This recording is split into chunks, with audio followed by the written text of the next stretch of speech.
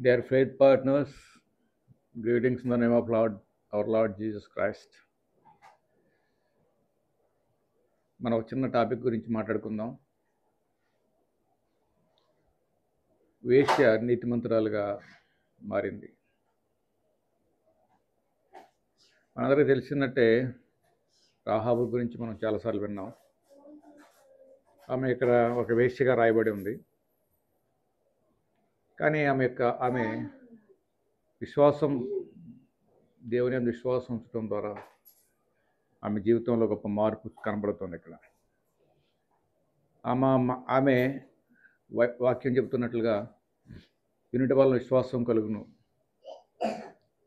అనే మాట ఆమె ఇశ్రాయేలు గురించి విన్నప్పుడు, ఇశ్రాయేలు యొక్క దేవుడు ఇశ్రాయేలు పట్ల చేస్తున్న కార్యములు యెహోషువ గ్రంథంలో 10వ అధ్యాయం 10వ వచనంలో 4వ అధ్యాయం 10వ వచనంలో చెప్తున్నట్టు, ఈ దేశమును యెహోవా ఈ దేశమును మీకు ఇచ్చుచున్నాడనియు, మీ వలన మాకు భయము పుట్టుననియు, మీ భయం వలన ఈ దేశ నివాసులందరూ ధైర్యము చెడుననియు నేను ఎరుగుదును. మీరు ఐగుప్తు దేశం నుండి వచ్చినప్పుడు మీ ఎదుట యెహోవా ఎర్ర సముద్రము నీరును ఎలాగో ఆరిపోజేశాను. యోర్దాను తీరమున అమోరీల ఇద్దరు రాజులైన సీహోనుకును ఓగునకును మీరేమి చేసిద్రో అనగా, మీరు వారిని ఎలాగ నిర్మూలము చేసిద్రో ఆ సంగతి మేము వింటిమి. యెహోవా చేసిన ఇశ్రాయేలు పట్ల చేసిన ఆశ్చర్య కార్యాలు, అద్భుత కార్యాలు ఆమె వింది. ఆమె విన్నప్పుడు ఆమెలోకి విశ్వాసం వచ్చింది. ఆమె అన్య వృత్తాంతం నుంచి వచ్చినప్పటికీ, ఆమె ఒక చేయకూడని వృత్తిలో ఆమె ఉన్నప్పటికీ కూడా ఇశ్రాయేలు కొరకు యెహోవా దేవుడు చేస్తున్న కార్యములు విని హృదయంలో పెట్టుకొని అక్కడి నుంచి ఆ విశ్వాసాన్ని ఆమె డెవలప్ చేసుకుంది. తర్వాత ఆమె ఏమంటుందంటే, మేము వినినప్పుడు మా గుండెలు కరిగిపోయాను. 11వ వచనంలో ఏమంటుందంటే, మేము ఆ మాటలు విన్నప్పుడు మా గుండెలు కరిగిపోయాను.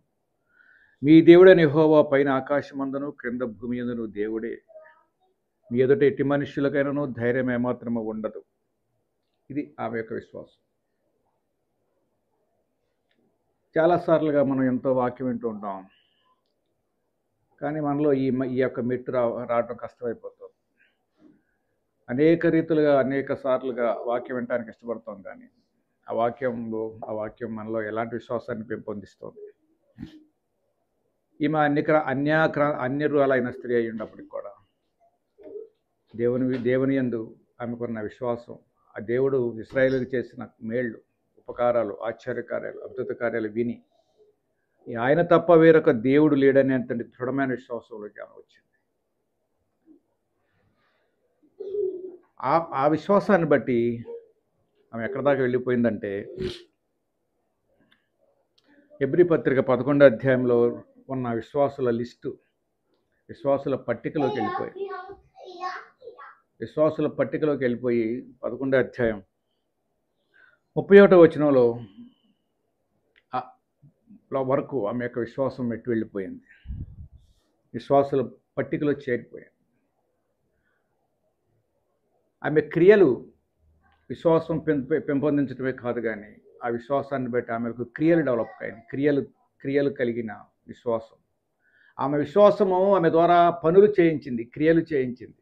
చాలామందికి మన విశ్వాసం అని చెప్పుకుంటాం, కానీ క్రియలు అనేవి ఉండవు, క్రియలు కనపడవు. ఏదో ఒక కల్చర్గా, ఏదో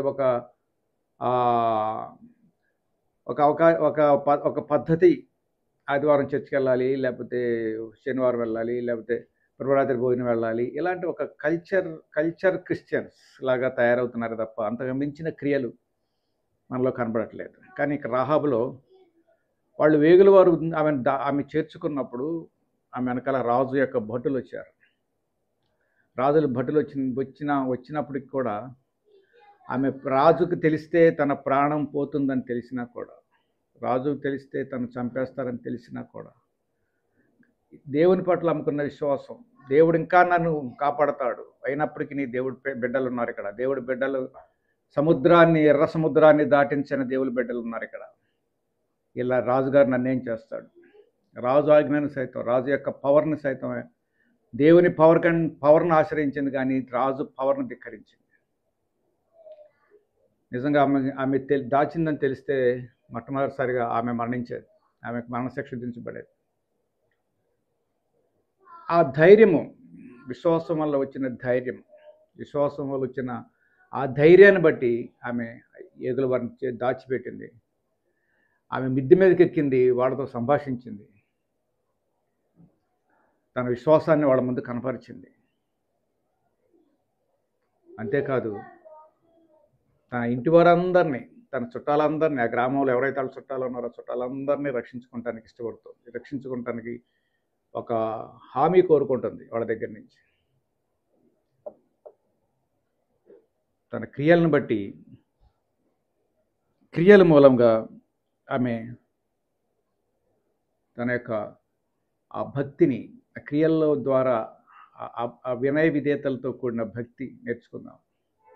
ఎందుకంటే ఆయనే దేవుడు, ఆయన అది చేయగలడు, ఇది చేయగలడు, గొప్ప కార్యాలు చేయగలడు, గొప్ప ఆశ్చర్యకార్యాలు చేయగలడు అనే సంగతి ఆమెకు అర్థమైపోయింది. అర్థం అవడాన్ని బట్టి ప్రాణాన్ని సైతం పణంగా పెట్టేసింది, ప్రాణాన్ని లెక్క చేయలేదు.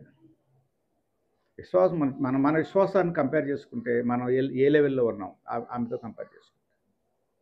ఒక అన్య వృత్తాంతం చెందిన ఆమె, ఒక అసహ్యకరమైన వృత్తిలో జీవిస్తున్నామే.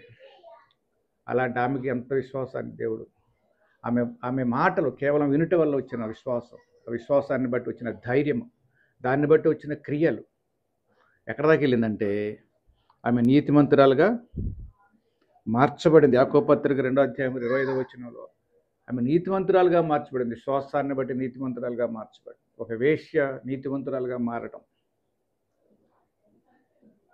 మనం ఎన్నోసార్లుగా వాక్యం వింటూ ఉంటాం, కానీ మనలో ఎటువంటి ఆ యొక్క మార్పు, ఆ యొక్క నిబద్ధత, ఆ యొక్క యథార్థత అనేది మనకి, ఆ విశ్వాసం, అలాంటి లోతైన విశ్వాసంలోకి మనం రాలేకపోతున్నాం. విశ్వాసుల పట్టికలో చేరిపోయింది. అంతేకాదు, మత్తయి సువార్త 1 చెప్పబడినట్లుగా ఆమె యేసుక్రీస్తు యొక్క వంశావళిలోకి చేరిపోయింది. కేవలం పరిణామక్రమం ఏంటంటే ఆమె మొట్టమొదటిసారిగా వాక్యం వింది, యెహోవా దేవుని గురించి వింది. యెహోవా దేవుడు ఇశ్రాయేల్ పట్ల చేస్తున్న కార్యములు, ఆశ్చర్యకార్యముల గురించి వింది. తర్వాత ప్రాణాన్ని పణంగా పెట్టి సైతం యోగుల వారిని చేర్చుకుంది. యోగుల వారిని చేర్చుకోవటమే కాదు, వాళ్ళ దగ్గర నుంచి హామీ తీసుకుంది, వాళ్ళ యొక్క కుటుంబాన్ని రక్షించుకుంది. ఆమె విశ్వాసాన్ని బట్టి నీతిమంతురాలుగా తీర్చబడి యేసు ప్రభు యొక్క వంశావళిలోకి చేరిపోయింది.